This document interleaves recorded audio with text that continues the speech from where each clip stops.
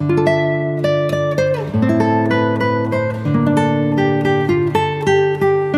Guys, welcome back to my channel. So guys, आज मैं आपके लिए लेके आया हूँ रिवेंज ऑफ अदर्स का एपिसोड 10 के एक्सप्लेनेशन। अगर आपने इससे पहले के एपिसोड नहीं देखे तो आप उन्हें हमारे चैनल पे जाके देख सकते हैं, और साथ ही में मैं उन वीडियो के लिंक नीचे डिस्क्रिप्शन में भी दे दूंगा, तो आप उन्हें भी चेकआउट कर सकते हैं। और मैं आपको रैंडम सीन हटाकर मेन स्टोरी के हिसाब से एक्सप्लेन करूंगा।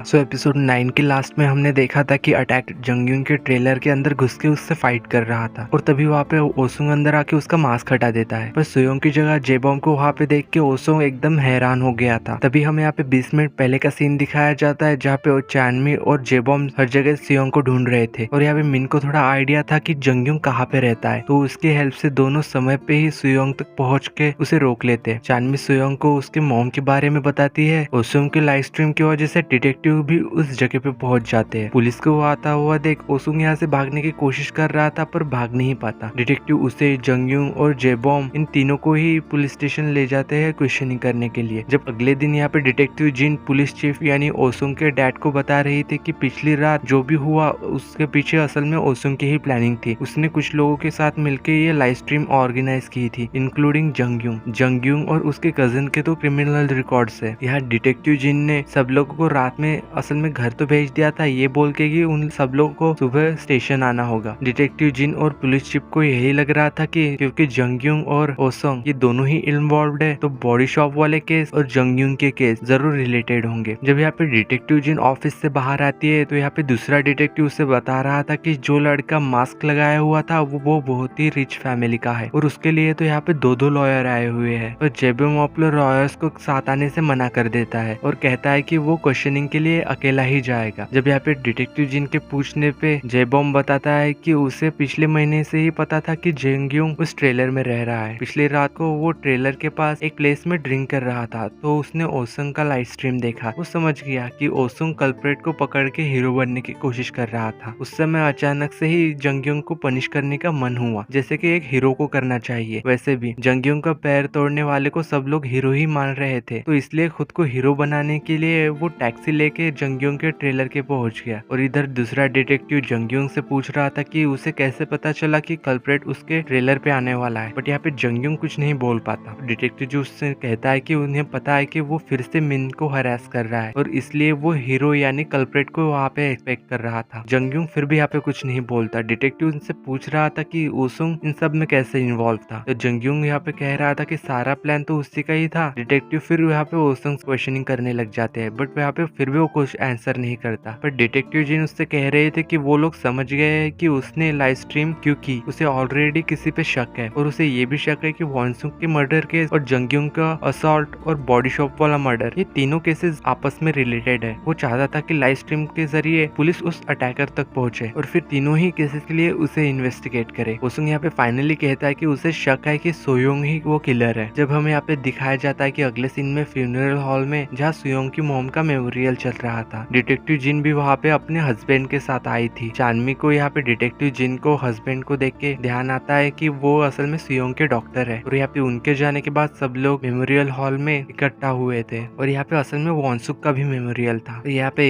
एजुन और तेसुक कहने लगते हैं कि अब तक पुलिस ने मर्डरर को पकड़ा नहीं, इतना समय बीत गया। तो सुयोंग और चानमी बाकी लोगों को बता रहे थे कि उन्हें ओसुंग पे शक है। जब यहाँ पे जेबॉम स्कूल पहुंचता है, तो ओसुंग उससे अकेले में बात करने को लिए बुलाता है। तो यहाँ पे ओसुंग कह रहा था कि अब से मैं तुम्हें फ्रेंड की तरह नहीं ट्रीट करूंगा, क्योंकि तुमने लाइन क्रॉस कर दी है। ओसुंग यहाँ पे पूछ रहा था कि उस दिन ट्रेलर के पास तुमने सुयोंग को देखा था ना, उसी का मास्क लेके तुम ट्रेलर पे गए थे। तो जेबॉम यहाँ पे कह रहा था कि वो नहीं चाहता कि सुयोंग ओसुंग से पकड़ा जाए। ओसुंग यहाँ पे कह रहा था कि सुयोंग ने तुम्हारे लिए किया ही क्या है जो तुमने उसकी हेल्प की। मैंने तो तुम्हारे लिए कितना कुछ किया, मैंने तुम्हें सब कुछ बताया जो तुम्हें याद भी नहीं था, और जब तुम थोड़ा रिकवर कर गए तो मेरे साथ तुमने ऐसा किया। तो यहाँ पे जेबॉम कह रहा था कि तुम बस मुझे मैनिपुलेट करना चाहते थे, इसलिए तुमने सिर्फ मुझे मेरी और वॉनसुक की फोटो दिखाई। बट यहाँ पे ओसुंग कह रहा था कि मैं बस तुम्हें उस रिलेशनशिप के बारे में याद दिलाना चाहता था, तुमने तो मुझे धोखा दिया। बट मैं तुम्हें एक क्लू देता हूँ, तुम्हारी फैमिली के बिल्डिंग जहाँ से तुम कूदे थे, बहुत जल्द ही तुम्हें मेरी वैल्यू समझ आएगी और तुम वापिस आओगे, जब तुम्हें याद आएगा कि असल में उस बिल्डिंग में क्या हुआ था। और ये सब कह के वो वहां से चला जाता है। और यहाँ पे दूसरी तरफ हमें ओक्चोंग को दिखाया जाता है कि यहाँ पे सुयोंग के साथ वो असल में बीच पे आए थे सुयोंग का मूड ठीक करने करने के लिए। तो यहाँ पे ओक्चोंगमी उसे अपनी और वोनसुक की कहानियां सुना रही थी। वहां से एक दोनों रेस्टोरेंट जाते हैं और यहाँ पे चंगमी को ध्यान आता है कि वोनसुक ने ऐसे ही किसी एक रेस्टोरेंट से उसे अपनी फोटो भेजी थी और कहा था कि वो डेट पे है, बट ओजुंग थी उसकी गर्लफ्रेंड थी नहीं, तो मैं भी उन 3 लड़कों में से ही किसी को वो डेट कर रहा था। बट इसका जवाब तो सिर्फ ओसुंग ही दे सकता था क्योंकि जेबोम को तो कुछ याद नहीं था और सेजिन तो यूएस चला गया। जब अगले सीन में हमें दिखाया जाता है कि जेबोम ओसुंग से फिर मिलने आया था और वो उससे पूछ रहा था कि उस बिल्डिंग जहाँ से मैंने जंप किया था उसमें और वोनसुक में कुछ रिलेशन है, बट यहाँ पे ओसुंग उसे नहीं बताना चाहता था। तो जेबोम उससे रिक्वेस्ट करता है कि प्लीज मुझे बताओ असल में उस दिन हुआ क्या था, मैं तुम पे ट्रस्ट करूंगा, तुम जो भी बताओगे मैं वो उसे मान लूंगा। ओसुंग उससे बता रहा था कि उस दिन स्कूल फाउंडेशन डे था, हम हॉर्स राइडिंग के लिए गए हुए थे, जिसके बाद तुम उस बिल्डिंग से गिर के कोमा में चले गए थे। तुम उस बिल्डिंग से गिरे जरूर थे लेकिन तुम खुद से नहीं कूदे थे, तुम्हें किसी ने धक्का दिया था। और यहाँ पे जेबोम ये सुन के हैरान हो गया था और पूछता है कि कहीं मुझे वोनसुक ने तो धक्का नहीं दिया था। यहाँ पे वोनसुक कहता है कि हाँ उसी ने दिया था। असल में यहाँ पे जेबोम ओक्चोंगमी के कहने पे उससे मिलने आया था और यहाँ पे चानमे वही छुपी हुई थी और उनकी सुन रहे थे। यहाँ पे जेबोम कह रहा था कि तुम्हें कैसे पता कि मुझे वोनसुक ने धक्का दिया था। तो ओसुंग उससे कह रहा था कि उसने अपनी आंखों से देखा था। तो जेबोम उससे पूछ रहा था अगर तुमने देखा था तो तुमने पुलिस को क्यों नहीं बताया। तो ओसुंग उससे कह रहा था कि क्योंकि वोनसुक ने भी मुझे देखा था। और तभी अचानक से वहाँ पे टीचर आ जाते हैं और उन्हें डांट के यहाँ से भगा देते हैं। स्कूल में जब ओसुंग सुयोंग से कह रहा था कि अब तो तुम्हें देखने जेल में कोई भी नहीं आ पाएगा, सुयोंग पहले तो उसे इग्नोर कर देता है बट यहाँ पे गुस्से में आके उससे लड़ने लग जाता है। तभी अचानक से उसे चक्कर आ जाते हैं और वो वहीं पे बेहोश हो जाता है। सब लोग आके उसे उठाने की कोशिश तो कर रहे थे लेकिन वो उठ ही नहीं रहा था। फिर यहाँ पे पैरामेडिक्स वाले को आना पड़ जाता है और उसे नजदीक वाले हॉस्पिटल ले जा रहे थे। तभी यहाँ पे ओक्चोंगमी भीड़ देख के वहाँ आ जाती है और उनसे कहती है कि उसे दूसरे हॉस्पिटल लेके चलो। ये कह के कि उसे ब्रेन ट्यूमर है और दूसरे वाले हॉस्पिटल में उसके डॉक्टर है। और यहाँ पे ब्रेन ट्यूमर वाली बात सुन के यहाँ पे तैसुक और सब लोग काफी शॉक हो गए थे और डॉक्टर ओक्चोंगमी को बता रहे थे कि अभी तो वो ठीक है, 24 घंटे सोने के बाद वो फिर से नॉर्मल फील करेगा। और यहाँ पे जब जेबोम बाहर निकल से पूछ रहा था ओसुंग से कि आखिर उसने पुलिस को क्यों नहीं बताया था, तो ओसुंग उससे कह रहा था कि वोनसुक को उसके वीकनेस के बारे में पता था इसलिए उसने नहीं बताया। और जेबोम तो कोमा में था तो उस समय फर्क भी नहीं पड़ता। इधर ओक्चोंगमी काफी ज्यादा परेशान थी और वो रो भी रही थी जेबोम और ओसुंग की बात सुनने के बाद और उसे समझ नहीं आ रहा था कि करे क्या। और यहाँ पे सुयोंग सपना देख रहा था कि वो अपने मॉम और अपने भाई के साथ है और ये तीनों ही काफी खुश थे, लेकिन अचानक से ही वो दोनों कहीं पे गायब हो जाते हैं और सुयोंग उन्हें ढूंढ रहा था। जब यहाँ पे रोते हुए सुयोंग को होश आता है और यहाँ पे डॉक्टर उसे बता रहे थे कि ओक्चोंगमी को उसके ब्रेन ट्यूमर के बारे में पहले से ही पता था और यहाँ पे वो उससे कॉल भी करने की कोशिश कर रहा था तो वो उठाती नहीं। तो फिर बाद में जब वो उसका वीडियो मैसेज देखता है जिसमें ओक्चोंगमी ने बोला था कि उसके भाई ने जेबोम को मारने की कोशिश की थी इसलिए अब वो अपने भाई के लिए कुछ नहीं कर पाएगी और अब वो यहाँ से चली जाएगी। और यहाँ पे ओक्चोंगमी के चले जाने के बाद से सुयोंग काफी परेशान हो गया था और भागता हुआ अपना घर पहुंच ये देखने की शायद ओक्चोंगमी अब तक गई ना हो, पर असल में वो तो जा चुकी थी और उसने उसके शूलेसेस का ब्रेसलेट बना के उसके लिए वहीं पे छोड़ दिया था और साथ ही में एक गुड बाय मैसेज भी लिखा हुआ था। और यहाँ पे ओक्चोंगमी ने जेबोम को भी एक मैसेज किया था जिसमें उसने अपने भाई की तरफ से उससे माफी मांगी थी। और यहाँ पे सुयोंग को लग रहा था कि जरूर ओसुंग को वोनसुक के जेबोम को मारने वाली बात के बारे में पता था। तो यहाँ पे वो ओसुंग के घर चला जाता है। ओसुंग उस समय जंगयोंग के घर के बाहर उससे बात कर रहा था और सुयोंग यहाँ पे देखता है कि उसके जूतियों में भी रेड शूलेसेस लगे हुए थे और उसे यहाँ पे सेजिन की बात याद आती है कि वोनसुक के अटैकर ने रेड शूलेसेस पहने हुए थे। और जब यहाँ पे ओसुंग उसके ट्रेलर में आके बात कर रहा था उससे कि उसके पास दूसरा कोई प्लान है और यहाँ पे दोनों में थोड़ी सी बहस सी हो जाती है। तभी यहाँ पे सुयोंग वहाँ पे आ जाता है। पहले तो वो यहाँ पे जेगोंग की काफी पिटाई करता है, फिर ओसुंग से कह रहा था कि मुझे लगता है कि तुमने ही जेबोम से झूठ कहा कि वोनसुक ने उसे धक्का दिया क्योंकि तुम जेबोम को फ्रेंड करना चाहते हो वोनसुक के किलर के रूप में। और यहाँ पे ओसुंग उसकी बात नहीं मान रहा था और उससे यहाँ पे भगाने की कोशिश करता है, लेकिन यहाँ पे सुयोंग उसे भी बहुत मारता है। लग रहा था कि वो उसे जान से ही मार देगा, पर दूर से पुलिस की आवाज सुन के वो यहाँ पे रुक जाता है। और इधर हमें ओक्चोंगमी को दिखाया जाता है जो कि अकेली बैठी हुई थी। तभी यहाँ पे उसके फोन पे यहाँ पे पुरानी फोटो की नोटिफिकेशन आती है। तो उसे यहाँ पे याद आता है कि ओसुंग ने जिस दिन कहा था कि वोनसुक ने जेबोम को